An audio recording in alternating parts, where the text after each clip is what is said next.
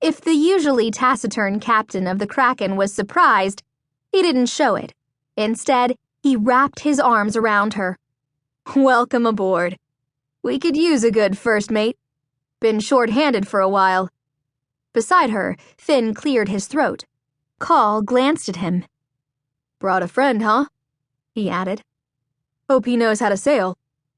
Even Fin's frustrated sigh made Marrill smile. A smile that grew even wider to see a damp purple robe, a sagging, pointy-tipped hat, and the bony old man wedged into them. "Well, these pirates really aren't the most efficient, are they?"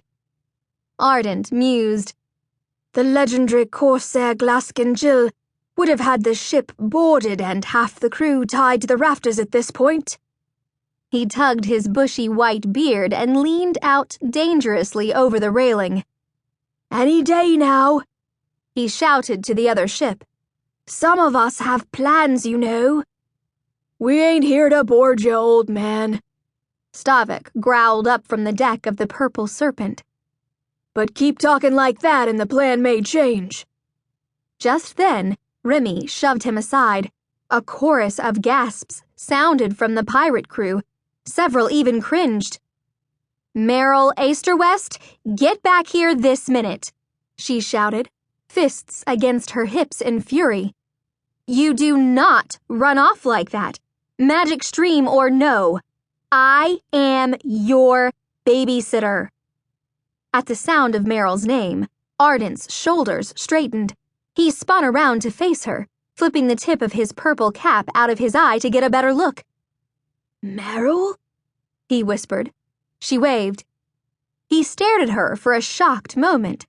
Then his face split into a grin. "It is you." He held his arms wide for a hug. Marrill bounded into him. The wizard let out a muffled oomph as she threw her arms around his waist. "Well, this is certainly a delightfully unexpected—" He trailed off and pushed her back a step. "You're here," he said. "On the stream," he added. She nodded, her smile growing wider. Her heart nearly burst with happiness. She was back with her crew, back where she belonged. Ardent's lips tightened with concern. "But you shouldn't be. I mean, you shouldn't be able to be," he said softly. "Not that I'm not glad to see you. Of course I am, but—" Marrill took a deep breath. "It's not good, I know. But I was needed here, right?" She looked from Fin to Call to Ardent. They each nodded, especially Fin. But at the same time, they all seemed genuinely surprised to see her, genuinely confused that she was there. She saw no hint that they had actually sent for her or told her to come back, which meant they hadn't been the ones to write the message on the stop sign. But then, who had? Beneath her, the deck of the ship lurched, sending her off balance.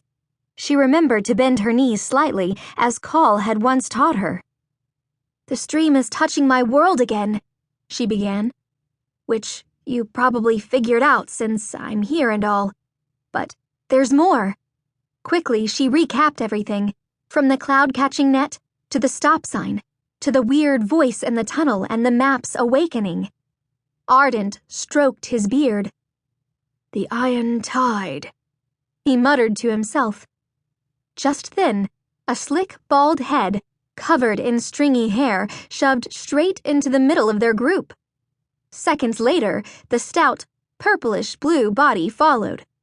"One side, scoot, clear out. Ain't you got better places to be?"